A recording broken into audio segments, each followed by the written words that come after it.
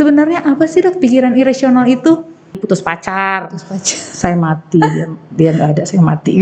Gimana nih dok cara kita untuk komunikasi terhadap orang-orang yang memiliki pikiran irasional dok? Iya, pertama mungkin kita jangan ikut terpengaruh. Jangan ikut terpengaruh, benar dok ya? Iya. Assalamualaikum warahmatullahi wabarakatuh. Kali ini jumpa lagi bersama saya Dr. Vera Elsa Masiagian dalam podcast Seksi Ansietas PPPD SKJI. Salam sejahtera, salam sehat jiwa. Sebelumnya jangan lupa untuk like, comment, and subscribe di bawah ini ya. Nah, kali ini kita kedatangan narasumber yang sangat luar biasa. Ada Dr. Vita Kamelia, Magister Kedokteran Spesialis Kedokteran Jiwa. Beliau juga merupakan Sekretaris Departemen Psikiatri FKUSU. Assalamualaikum dokter. Waalaikumsalam. Bagaimana keadaannya hari ini dokter? Sehat, alhamdulillah. Alhamdulillah ya dokter. Dok, kali ini kita punya topik yang sangat menarik nih dok. Iya. Segalanya atau tidak sama sekali pikiran irasional pada pasien depresi. Iya. Kira-kira dok, sebenarnya apa sih dok pikiran irasional itu? Iya ya, sebenarnya pikiran irasional kenapa terjadi pada depresi? Jadi misalnya orang yang depresi ini kan biasanya orangnya moodnya sedih, gitu ya, murung yang berlangsung berhari-hari, sampai sepanjang hari, gitu ya. Kemudian hilang minat, ya, itu khas ya pada depresi. Kemudian bisa juga jadi mudah lelah yang berlangsung berhari-hari, yang kita sebut nanti jadi gangguan depresi. Tapi ada juga depresi hanya simptom gitu ya, yang hanya sedih-sedih, murung-murung, nggak sampai gangguan gitu ya. Mungkin itu yang penekanan pertama ya. Dan keduanya bisa juga terjadi karena punya pikiran-pikiran irasional. Walaupun sebenarnya bukan satu faktor, mungkin udah sebelum-sebelumnya pernah ya dibahas gitu ya. Ini lebih kepada mungkin teori kognitif lah untuk penyebab terjadinya depresi. Bahwa kalau orang depresi itu biasanya punya pikiran-pikiran irasional itu yang pikiran yang tak beralasan, gak logis gitu ya, terhadap mempersepsikan terhadap suatu peristiwa atau kejadian yang akhirnya membuat dia jadi murung ataupun merasa bersalah atau gejala-gejala depresi lain ya. Jadi pikiran-pikiran ini tidak pastinya tidak produktif ya akhirnya ya, membuat orang jadi terganggu perasaannya gitu ya, karena dari pikiran terganggulah perasaannya, pastinya juga akan terganggulah perilakunya gitu ya. Jadi kita nggak bisa bilang bahwa antara pikiran, perasaan dan perilaku itu terpisah-pisah, semuanya itu saling berkaitan gitu ya. Jadi ketika orang berpikir tidak rasional gitu ya, pasti akan muncul perasaan yang negatif gitu ya, misalnya jadi sedih, cemas, murung atau jadi takut gitu ya, atau khawatir berlebih. Kemudian karena perasaan ini muncul, pastinya perilaku yang terpengaruh. Jadi bisa jadi menarik diri kah seseorang, atau orang tadi jadi melakukan sesuatu perilaku yang maladaptif lainnya, misalnya pakai narkoba lah atau perilaku lainnya gitu ya. Kemudian ini juga saling berkaitan dengan tubuh gitu ya, gejala tubuh. Misalnya orang yang sedih pasti badannya lemas gitu ya. Makanya gejala depresi itu ada yang satu gejala yang buat badannya jadi gejalanya itu mudah lelah, mudah letih, walaupun tidak bekerja yang seperti biasanya, dia tetap juga merasa letih gitu ya, mudah lelah gitu ya. Itu jadi sama, jadi orang yang sedih pasti badannya mudah lelah atau energinya nurun gitu ya, menurun atau berkurang ya dok ya. Jadi dok, kira-kira pikiran irasional ini sama nggak dengan negative thinking, overthinking, atau yang sering kita sebut suuzon dok? Iya, sekarang ini kan sering ya istilah negative thinking, overthinking gitu ya. Nanti suka-suka datang bilang, dok saya ini overthinking ya dok, atau suudzon gitu ya, kata mungkin karena suudzon ini kita nanti mungkin satu-satu kali ya. Kalau negative thinking ini pastinya kan hampir sama dengan pikiran irasional tadi, hampir sama dengan negative thinking atau negative thinking sih sebenarnya gitu ya. Jadi pikiran irasional tuh ya negative thinking gitu ya. Kemudian yang overthinking, yang sering juga sekarang anak-anak sekarang suka pakai istilah overthinking, yaitu biasanya ketika orang terlalu banyak menghabiskan waktu untuk memikirkan suatu hal gitu ya. Biasanya hal-hal ini juga suatu yang berisi sifatnya negatif, misalnya kegagalan atau memutuskan sesuatu yang akhirnya sehingga seseorang tadi jadi bisa nggak menyelesaikan masalahnya, terus menerus terpusatkan pikirnya terhadap hal itu gitu ya. Akhirnya membuat dia jadi distress atau tidak nyaman gitu ya, atau sedih atau cemas atau jadi khawatir berlebih. Itu yang overthinking. Kemudian suudzon itu kan bahasa Arab ya, artinya apa ya, berpikir berprasangka buruk, lawannya husnuzon gitu ya. Karena kita orang Indonesia banyak Muslim, suka juga dipakai istilah-istilah kamu ini suudzon atau dia tuh suudzon terus gitu ya. Jadi suudzon ini berprasangka buruk pada suatu peristiwa atau pada orang gitu ya, yang akhirnya buat negatif juga gitu ya. Maksudnya perasaan atau perasaannya jadi nggak nyaman juga gitu. Jadi distress lah kita bilang ya. Ini yang lebih sering dipakai orang ya, overthinking, negative thinking, dan suudzon ini daripada pikiran irasional. Iya dok. Ya, kalau kita baca textbook lebih jelas yang menjelaskan pikiran irasional gitu ya. Iya dok. Jadi dok, pikiran yang terlalu aktif itu bisa menyebabkan seseorang yang mengalami depresi atau kecemasan tadi ya dok ya? Iya, pikiran aktif itu mungkin tadi ya overthinking kali ya, istilah-istilah orang. Jadi orang terus menerus berpikir gitu ya pada satu hal tertentu, berpusat pada hal-hal negatif yang dialaminya gitu ya. Misalnya dikritik dosen atau apa, itu jadi dipikirkan terus menerus gitu ya. Itu yang overthinking gitu ya. Atau memikirkan suatu persoalan sampai dia nggak bisa memutuskan suatu keadaan, itu juga sering dikaitkan dengan overthinking. Karena overthinking ini sebenarnya nggak produktif ya. Jadi bisa ya kita bilang membuat orang cemas atau depresi ataupun distress itu berkaitan gitu ya. Iya dok. Dok, kira-kira dok, dari pikiran irasional ini bisa nggak menyebabkan seseorang itu mempunyai kepribadian yang paranoid dok? Iya. Jadi parnoan ya dok, gimana dok? Beda ya, jadi mungkin kita satu-satu bahas dulu apa sih itu kepribadian paranoid gitu ya. Kepribadian paranoid itu kan kalau kita bilang kepribadian itu corak kebiasaan seseorang kita ketika menghadapi suatu masalah atau peristiwa tertentu yang biasanya khas milik dia gitu ya, udah baik masalah pribadinya atau masalah eksternalnya di luar lingkungan dia, terhadap dia dengan orang-orang sekitar, biasanya kan udah begitu ya caranya. Misalnya ada orang kita lihat, oh dia kepribadiannya tadi paranoid gitu ya, atau dia kepribadiannya pencemas gitu ya. Sebenarnya kepribadian ini kan sudah terbentuk di awal. Jadi dari ini ya, dari masa perkembangan awal juga gitu ya. Bagaimana pola pengasuhan gitu ya, kemudian di lingkungan keluarga, kemudian di lingkungan nanti dia setelah dia sekolah, bagaimana dia berinteraksi dengan orang-orang sekitar gitu ya, kemudian sampai nanti dia di remaja ya, bagaimana dia mengadopsi aturan-aturan budaya setempat, pengaturan orang tua, menerima baik buruk, itu nanti baru terbentuklah di usia 18 atau 17 tahun gitu ya.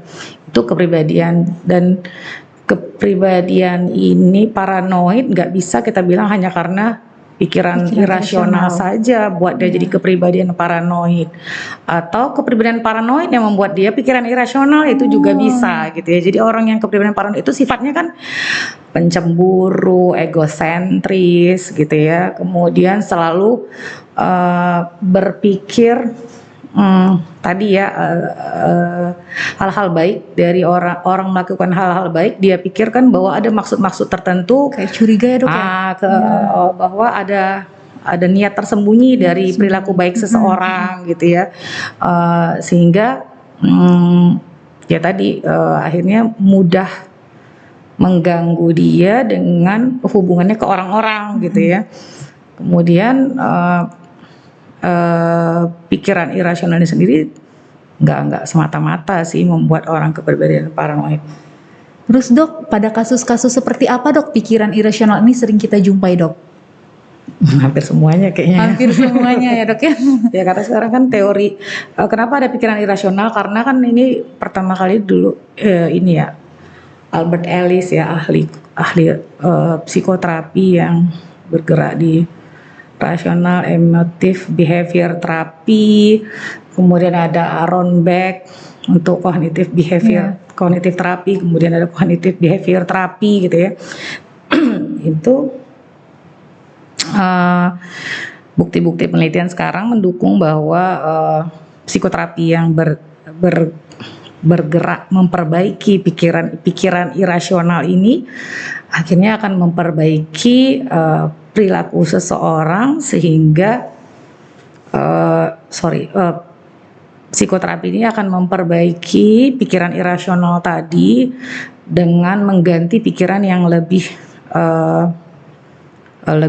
adaptif, sehingga nanti perasaan distres atau cemas atau depresi atau ketakutannya terhadap suatu situasi atau rasa marah gitu ya, itu jadi tergantikan dengan emosi yang lebih positif gitu ya. Jadi bisa lebih menerima gitu ya, atau sabar, atau lebih menurun depresi atau ansietasnya, atau bahkan hilang gitu ya, berkaitan dengan patologis tadi. Dengan patologis tadi ya dok. Dok, kemudian pada kasus depresi, apakah ada pikiran irasional yang khas dok? Jadi kan tadi ya kalau misalnya kenapa orang depresi, ya ada. Jadi hampir sama sih, kenapa juga orang cemas, kenapa orang depresi, kenapa orang jadi pengguna narkoba gitu ya. Jadi ada pola-pola berpikir yang diteliti, dikatakan pikiran yang irasional tadi atau negative thinking juga, atau pikiran distorsi gitu ya istilah-istilahnya. Jadi itu pertama misalnya tadi sesuai judulnya tadi, segalanya atau tidak sama sekali. Misalnya orang depresi, kan itu depresi tuh biasanya stresornya tuh kehilangan. Kalau dia putus pacar misalnya, aduh kalau dia nggak ada saya mati. Iya dok, gitu ya. Atau kalau orang yang cemas misalnya ya, wah saya ini gagal total gitu. Jadi padahal misalnya cuma satu saja dia kegagalannya gitu ya. Misal tadi dia kehilangan pacar tapi masih ada keluarganya utuh, atau dia kehilangan satu anak, dia bilang saya mati, saya nggak bisa lagi nafas kalau dia nggak ada misalnya. Oke, jadi itu juga pikiran-pikiran yang tadi yang irasional tadi ya. Untuk cara menghindarinya dok, atau mencegah dari pikiran irasional pada pasien depresi, kira-kira gimana dok? Sebenarnya kan ya banyak ya. Jadi sebenarnya tadi selain segalanya atau tidak sama sekali, ada yang menggunakan kata harus gitu ya. Itu juga yang disebut kita juga namanya pikiran irasional gitu ya. Kemudian generalisasi gitu ya. Itu mengeneralisasikan pada satu peristiwa ke semua peristiwa lainnya gitu ya. Kemudian itu kita sebut nanti ada namanya mengidentifikasi. Jadi untuk ini kita pertama identifikasi dulu gitu ya, apa sih peristiwa yang mengakibatkan seseorang punya pikiran-pikiran irasional ini. Penyebabnya ya dok ya? Bukan penyebab sih, jadi kita bilang kayak pencetus kali ya. Kayak misalnya tadi putus pacar, saya mati, dia nggak ada, saya mati. Itu kan yang gitu ya. Jadi identifikasi dulu peristiwanya apa sih gitu. Oke, jadi misalnya tadi karena pikiran segalanya atau tidak sama sekali, misalnya kehilangan gitu ya. Wah kalau dia nggak ada, saya ini juga nggak ada gitu misalnya ya. Oke, itu kita peristiwanya, kita analisis, kita identifikasi, kemudian akhirnya muncul tadi pikiran yang irasional, baru segalanya atau tidak, sama sekali saya mati nih kalau nggak ada dia gitu. Kemudian konsekuensinya pasti sedih kan. Bayangkan kalau dia cuma punya pikiran seperti ini, kalau dia nggak ada, oh saya juga nggak ada gitu. Itu kan akhirnya kehilangan, sedih, murung gitu ya. Kemudian kita identifikasi berapa persen sih rasa sedih ini gitu ya dirasakan gitu ya. Kemudian kita challenge, kita rubah nih pola pikirnya supaya lebih adaptif. Jadi dengan memberikan pertanyaan-pertanyaan gitu ya, apa yang situasi saat ini yang sebenarnya ada. Mungkin kamu memang saat ini berat gitu ya, kamu kehilangan pasangan kamu gitu ya.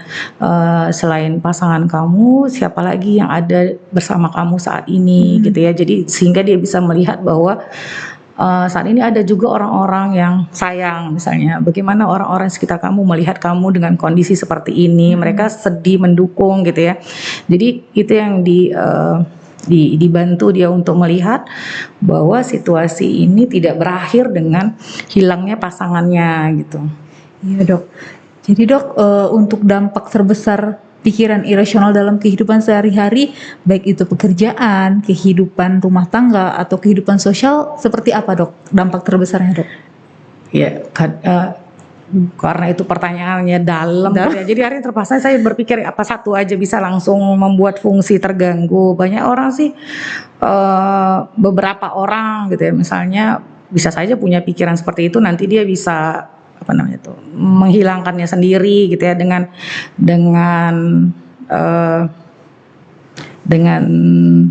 kemampuannya atau coping strategisnya gitu ya, atau cara dia mengatasi masalahnya itu gitu ya.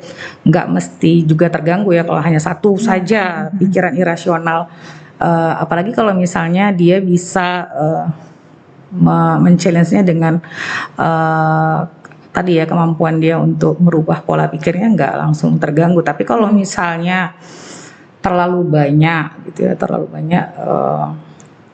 pola pikir gitu ya terganggu, mungkin hubungannya dengan orang-orang bisa gitu. Jadi hubungan dengan sesama jadi bisa terganggu, tapi kan tidak satu faktor ya, tidak hanya pikiran irasional. Jadi misalnya stres kehidupan yang dihadapinya gitu ya, banyak stres enggak gitu ya.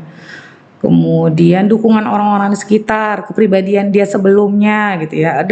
Atau memang dia orang yang sedang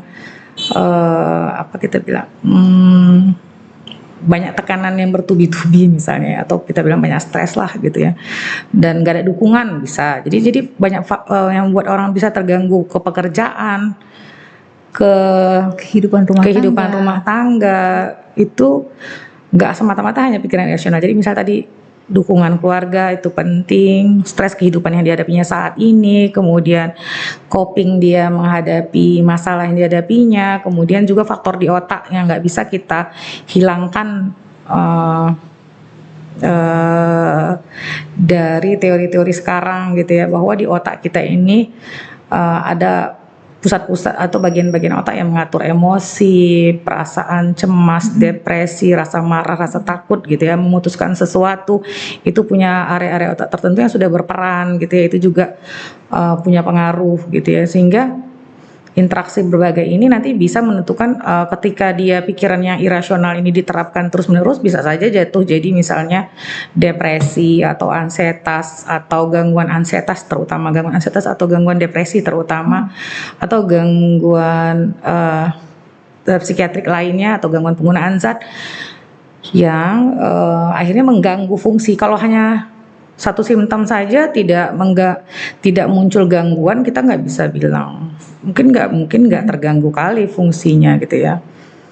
Oke, biasanya kalau tadi hanya satu-satu, mungkin hanya hubungan dia dengan orang. Banyak faktor berarti dok ya. Dok, ini sebagai pertanyaan penutup nih dok. Jadi gimana nih dok cara kita untuk komunikasi terhadap orang-orang yang memiliki pikiran irasional dok? Iya, pertama mungkin kita jangan ikut terpengaruh. Jangan ikut terpengaruh, benar dok ya. Iya. Nanti kalau kita ikut terpengaruh, jadinya apa ya namanya? Jadinya kita menguatkan pikiran dia ya gitu, membuat dia memperkuat pikiran-pikiran irasionalnya gitu ya. Jadi mungkin kita bisa membantunya, misalnya mengarahkan apa yang membuat kamu berpikir seperti itu gitu ya. Belajar sebenarnya sih belajar mengidentifikasi ya, ini adaptif atau enggak gitu ya, atau ini beralasan enggak yang dikhawatirkannya gitu ya. Kadang-kadang itu yang mesti jeli ya, atau apa ya, mesti terlatih lah. Jadi kalau mau terlatih mesti belajar kali. Iya dok. Oke dok, karena keterbatasan waktu juga, kita akhiri podcast kita kali ini. Sebelumnya kami sangat berterima kasih atas waktu dokter udah berkesempatan datang ke podcast kita. Besar harapan kami di episode-episode berikutnya dokter berkenan untuk hadir di podcast ini.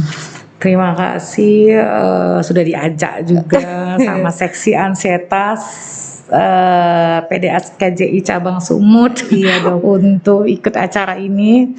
Dok, kira-kira dok untuk teman-teman di rumah yang ingin konsultasi kemana ya dok ya untuk bisa menjumpai dokter? Di sini. Di klinik Bina-Atma.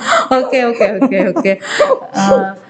Terima kasih untuk semua penonton yang ada di rumah. Salam sejahtera, tiada kesehatan tanpa kesehatan jiwa. Saya akhiri dengan Assalamualaikum warahmatullahi wabarakatuh.